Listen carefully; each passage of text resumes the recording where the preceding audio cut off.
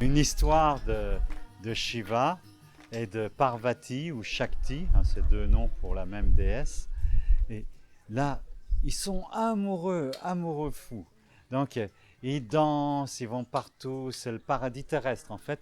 Ils sont au paradis terrestre. Mais un jour, catastrophe. Pour jouer, Parvati vient par derrière Shiva et pour faire cache-cache, lui cache les yeux.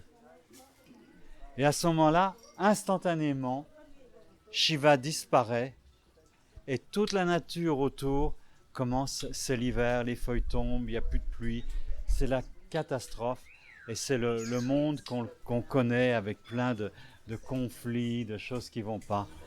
Et Parvati, elle ne sait pas, elle ne comprend pas, qu'est-ce qui s'est passé. Finalement, je crois que dans l'histoire, elle rencontre un Siddhi, un vieux sage, qui lui explique que si elle veut retrouver Shiva, elle doit retrouver la conscience. Et pour retrouver la conscience, elle doit méditer. Elle doit se mettre vraiment à retrouver les yeux de Shiva en elle. Et finalement, c'est ce que fait Parvati, c'est ce que fait Shakti. Et quand elle fait ça et qu'elle retrouve à ce moment-là, peu à peu, le paradis revient sur terre. Elle dit que la tradition hindoue est tellement vaste.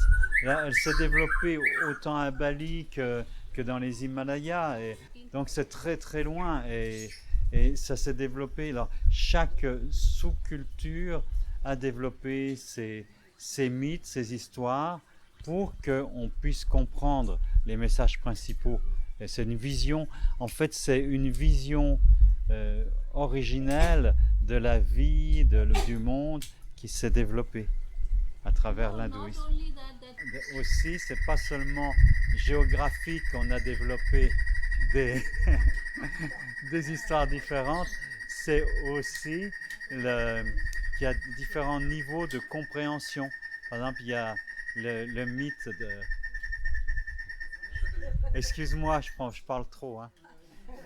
Je te laisse plus chanter. Voilà.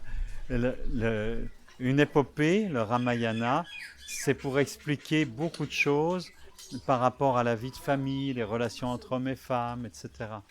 Et ça c'est répandu, ces grandes épopées comme le Mahabharata et le Ramayana sont répandues dans tout le monde hindouiste.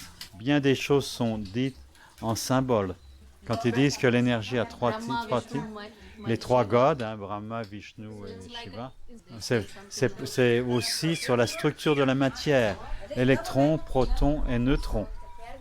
Il y a beaucoup de chercheurs en physique quantique qui se sont appuyés sur la compréhension de l'hindouisme.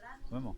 Même Einstein, lui, s'est beaucoup penché pour comprendre le monde sur les enseignements bouddhistes fondamentaux, la vision bouddhiste fondamentale.